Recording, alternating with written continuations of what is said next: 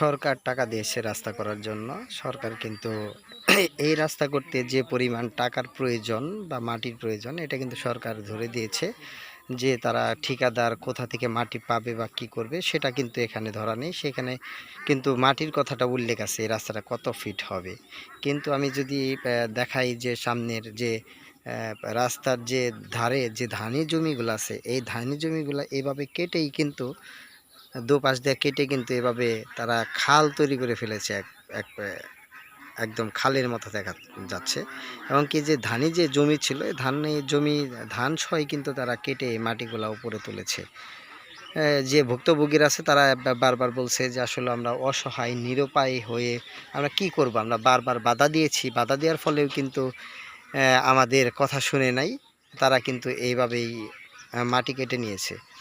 আসলে বড় সবচেয়ে বড় কথা যে ঠিকাদার তাদের বলেছে যে সরকারি রাস্তা দিতেই হবে, না হলে আপনাদের বিরুদ্ধে মামলা হবে বা হামলা হবে, মানে নানান কথা বলে ভয়ভীতি দেখায় তাদেরকে। কিন্তু এই ধানি জমি কেটেই কিন্তু তারা এইভাবে রাস্তায় তুলেছে।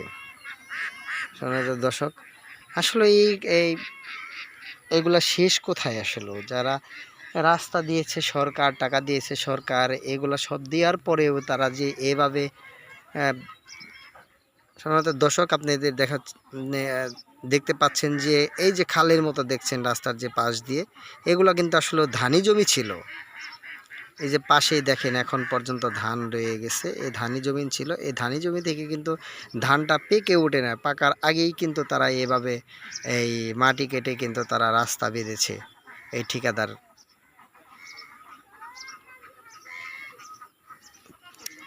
তারা যে শুধু ধানি জমি কেটেছে তাও কিন্তু না, দুই পাশে যে পাশে একদম ঘর বাড়ি আছে এই পাশটা রেখে যে পাশটাতে ঘর নেই, তাদের জমির ভিটে যে জমি আছে সেখান থেকেও কিন্তু তারা এইভাবেই গর্ত করেই কিন্তু মাটি কেটে নিয়েছে।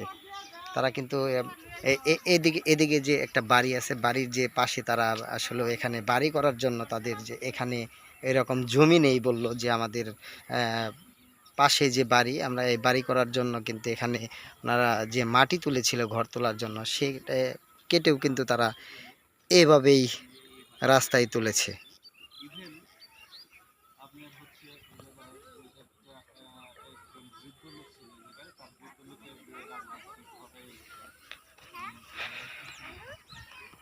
এগুলো শেষ কোথায়?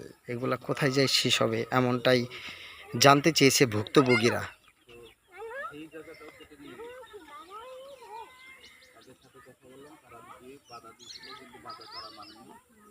তারপরও কেটে নিয়ে